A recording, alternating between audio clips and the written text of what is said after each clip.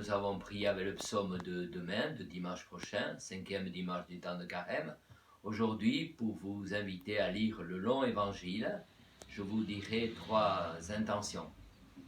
C'est l'évangile de Jésus qui va chez Marthe et Marie parce que leur frère Lazare est mort. Nous sommes en une situation de deuil dans l'évangile. Voilà que la première phrase qui est dite à Jésus, si tu avais été là.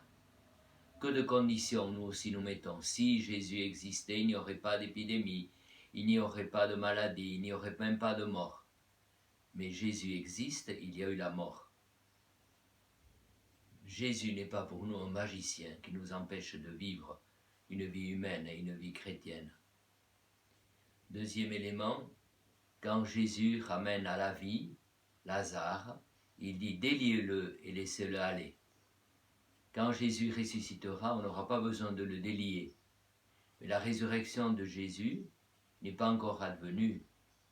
Et Lazare va mourir. Comme a dit l'enfant au catéchisme, il va être remort. Oui, il va être remort. Mais nous, après notre mort, nous allons ressusciter parce que nous sommes disciples de Jésus, auquel Marthe dit, c'est le 3e élément, tu es le Christ, le Fils de Dieu venu dans notre monde. Alors en ce dimanche, peut-être plus que d'habitude, disons au Seigneur, je crois Seigneur, mais augmente en nous la foi, augmente en nous la charité, augmente en nous l'espérance. Merci Seigneur pour ton amour, pour ta fidélité. Dernièrement, le pape vient d'écrire un livre sur le credo. Et il dit ceci, que je vous lis, sur la résurrection des morts. Que signifie ressusciter ? Notre résurrection à tous aura lieu le dernier jour, à la fin du monde, par l'œuvre de la toute-puissance de Dieu, qui restituera la vie à notre corps, en le réunissant à l'âme, en vertu de la résurrection de Jésus. Telle est l'explication fondamentale. Parce que Jésus est ressuscité, nous ressusciterons. Nous avons l'espérance dans la résurrection parce qu'il nous a ouvert la porte à cette résurrection. Cette transformation, cette transfiguration de notre corps est préparée dans cette vie par la relation avec Jésus dans les sacrements, en particulier l'Eucharistie.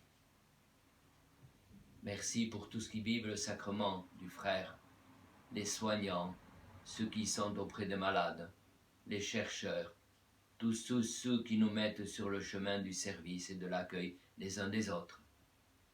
Pour terminer, une petite histoire. Mercredi 25 mars, on a sonné les cloches.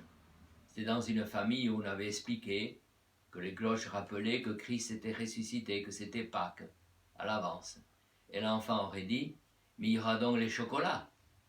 Oui, il y aura les chocolats, les œufs au chocolat, qui nous rappelleront que Christ est ressuscité. En attendant, courage et espérance, au revoir.